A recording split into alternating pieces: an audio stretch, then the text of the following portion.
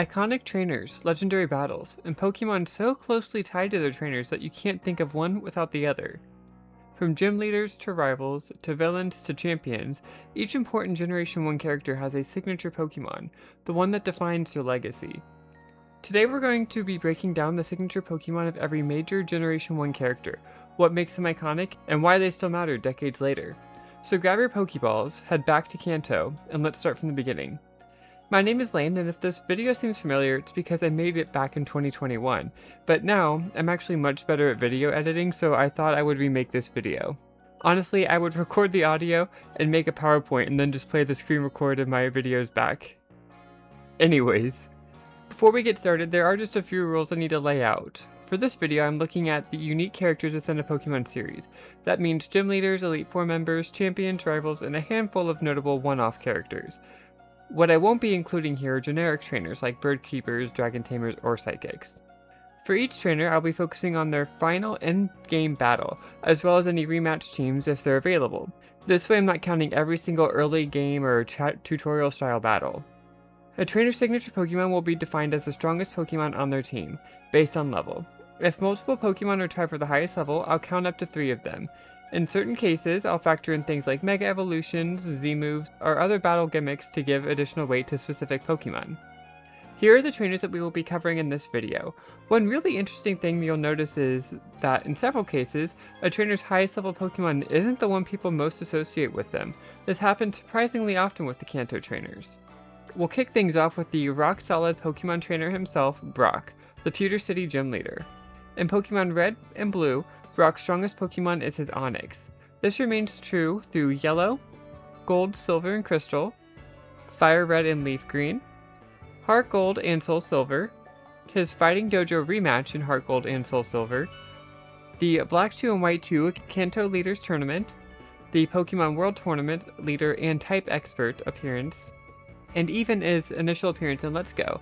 The only time that Brock has a stronger Pokemon than Onix is during his Let's Go battle rematch, where he upgrades to a Golem. Considering the overwhelming majority of his appearances, we can confidently say that Onix is Brock's signature Pokemon.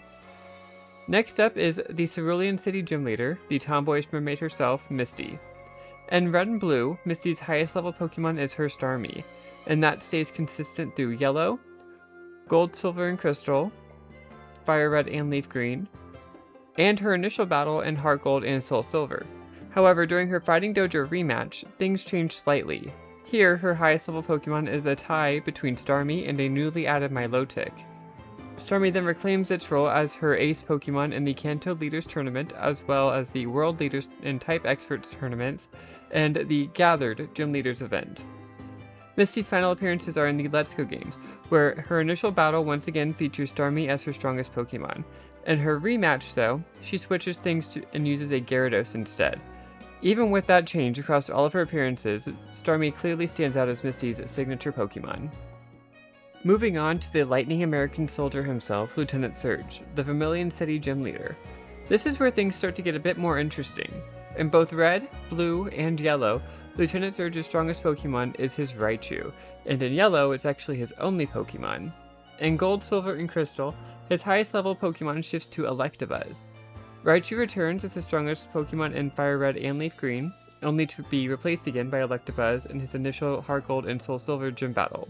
However, Raichu makes a strong comeback in his Fighting Dojo rematch and remains his highest level Pokemon through the Kanto Leaders Tournament and the World Tournament and Type Experts teams in Black 2 and White 2. Raichu also holds the top spot in both Lieutenant Surge's initial Let's Go battle and his rematch. Taking all of this into account, Raichu ultimately earns the title of Lieutenant Surge's signature Pokemon. Now for one of the most competitive entries on this list, we have the nature-loving princess and Celadon City gym leader, Erika. In the majority of her appearances, Erika actually has 2 Pokemon tied for the highest level. In Red and Blue, her strongest Pokemon are Victory Bell and Vileplume. In Pokemon Yellow, these are replaced by their pre-evolutions, Weeping Bell and Gloom. In Gold, Silver, and Crystal, Victory Bell remains, while Vileplume is swapped out for Blossom. Fire Red and Leaf Green bring back Victory Bell and Vileplume once again. In her initial Heart Gold and Soul Silver battle, Victory Bell and Blossom return, but both are replaced by Tangrowth in her Fighting Dojo rematch.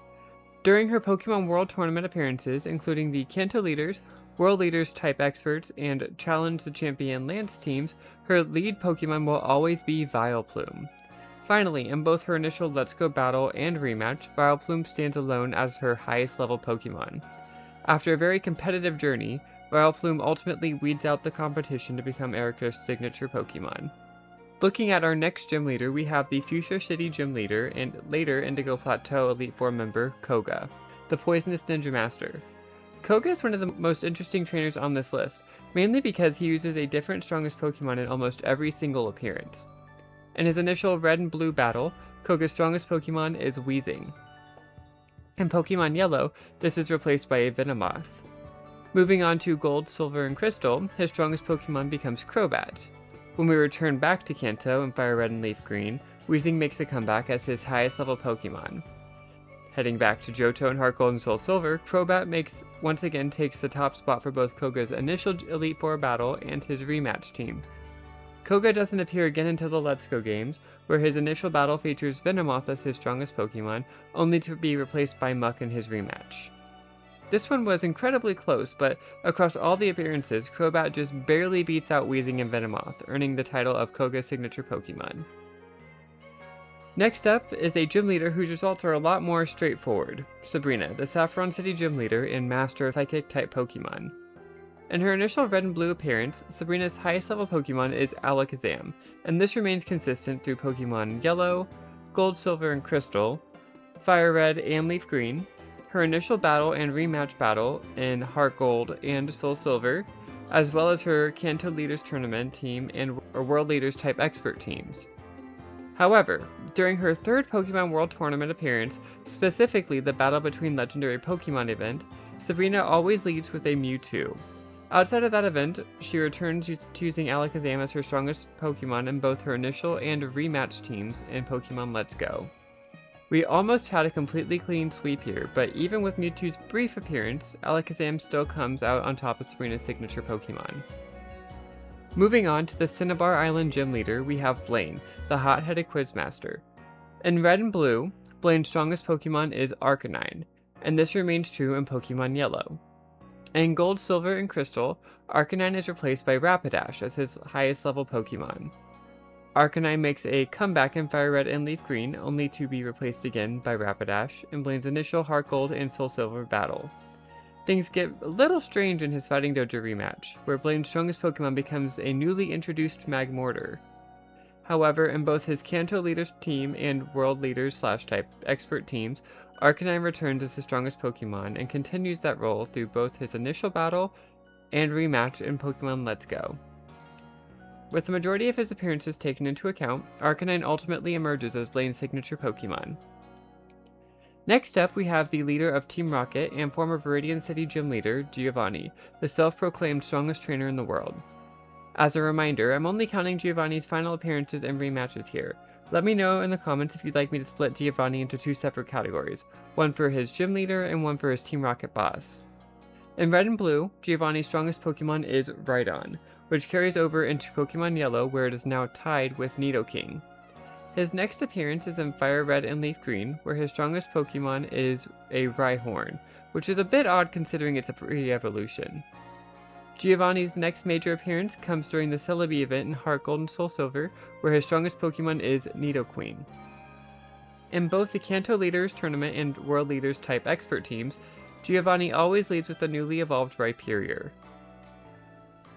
In his post-game battle in Ultra Sun and Ultra Moon, Giovanni's strongest Pokemon jumps all the way up to Mewtwo. Finally, in his most recent appearance in the Let's Go games, Giovanni once again returns to using a Rhyhorn. Taking all these appearances into account, one thing is clear: a member of the Rhyhorn evolutionary line stands as Giovanni's signature Pokemon. Moving on from the gym leaders to the Elite Four, we begin with the Sevi Island Ice-type master, Lorelei. In her initial appearance in Red and Blue, she has a tie between her Lapras and Jinx. This actually remains through her appearances in Yellow and her initial and rematch teams in Fire Red and Leaf Green. However, in her Let's Go initial and rematch teams, Lapras takes center stage, beating out Jinx for the signature Pokemon spot. Our next Elite Four member is the bulky Bruno.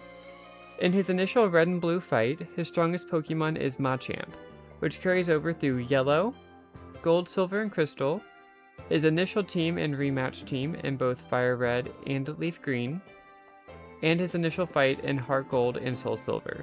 Machamp stays his strongest Pokemon in the Heart Gold Soul Silver rematch, but is now tied with Lucario. Finally, in his Let's Go battle and rematch, he returns to using his trusty Machamp. So, no surprise here, Machamp is his signature Pokemon. Now we move on to a more toxic, spooky Elite Four member, Agatha. Sadly, she and Lorelei do not appear much outside of the Kanto games.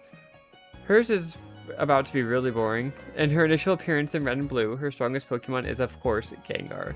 This carries over to her appearance in Yellow, Fire Red, and Leaf Green, her Fire Red and Leaf Green rematch team, and both her initial and rematch teams in the Let's Go games. So obviously, if you couldn't tell, it's Gengar. We have the final Kanto Elite Four member, the Dragon Tamer Lance, and yes, he is a Dragon Tamer. In his initial battle in Red and Blue, his highest level Pokemon is his iconic Dragonite. This Pokemon returns as his ace in Yellow, Gold, Silver, and Crystal, both initial battle and rematch in Fire Red and Leaf Green, Heart Gold and Soul Silver, the initial battle and the rematch, the Pokemon World Tournament Champions Tournament, and both his Let's Go battle and rematch, proving that Dragonite is, in fact, Lance's strongest Pokemon. Kicking things off with our very first rival and champion, we have Blue Oak. Starting with his champion team in Pokemon Red and Blue, his strongest Pokemon is always the fully evolved starter, Venusaur, Blastoise, or Charizard depending on your choices. In Pokemon Yellow, his ace is once again his starter, this time being Vaporeon, Flareon, or Jolteon. Moving on to his gym leader battle in Gold, Silver, and Crystal, Blue now has a three-way tie for his strongest Pokemon between Exeggutor, Gyarados, and Arcanine. In Fire Red and Leaf Green, his Kanto starter Pokemon returns and remains his strongest Pokemon through both the initial battle and rematch. In Heart Gold and Soul Silver, his strongest Pokemon shifts to his Pidgeot. Then, during the Champions Tournament in Black 2 and White 2, he will always lead with a brand new Aerodactyl. Now, I'm not going to count his appearances in Sun and Moon, Ultra Sun, and Ultra Moon, since all 6 of his Pokemon are the same level there. Finally, in the Let's Go games, Blue uses a Charizard as his ace in his initial battle, and it returns again as his strongest Pokemon in the rematch. So, taking all these appearances into account, it's pretty safe to say that Charizard is Blue's true signature Pokemon. Moving on to another Kanto champion, we have the other boy from Pallet Town, Trace. In his initial champion battle, his strongest Pokemon is either a Raichu or a Jolteon. And this carries over into his rematch battles as well. You could also make the argument for Pidgeot since it Mega Evolves, but I feel like his starter Pokemon is more iconic to his character. That said, I'm going to call it a three-way tie between all 3 of these Pokemon. Next up is the other champion from Pallet Town, Red. In his initial battle atop Mount Silver in Gold, Silver, and Crystal, his strongest Pokemon is the iconic Pikachu. Pikachu returns as his ace in Heart Gold and Soul Silver with a massive level jump that made it the highest level trainer Pokemon in the series, at least up until Legends EA. Red appears again in Sun, Moon, and Ultra Sun and Ultra Moon, where Pikachu is once again his strongest Pokemon. In the Champion Tournament battle, Red always leads with his Pikachu. His final main series appearance is in the Let's Go games, where all 6 Pokemon are the same level. However, I'm giving the edge to Venusaur here since it does Mega Evolve, making it his strongest Pokemon in that battle. Even so, across all Red's appearances, it's no surprise that this iconic trainer has an equally iconic signature Pokemon, Pikachu. Next we look at the final Pallet Town trainer on this list, Green. Green's only in-game appearance is in the Let's Go games, where her strongest Pokemon is Blastoise, which also returns in the rematch battles as well. This makes Blastoise her clear signature Pokemon. Now we move on to the Fighting Dojo leader and Karate Master of Saffron City, Quochi, who my viewers seem to love for some reason.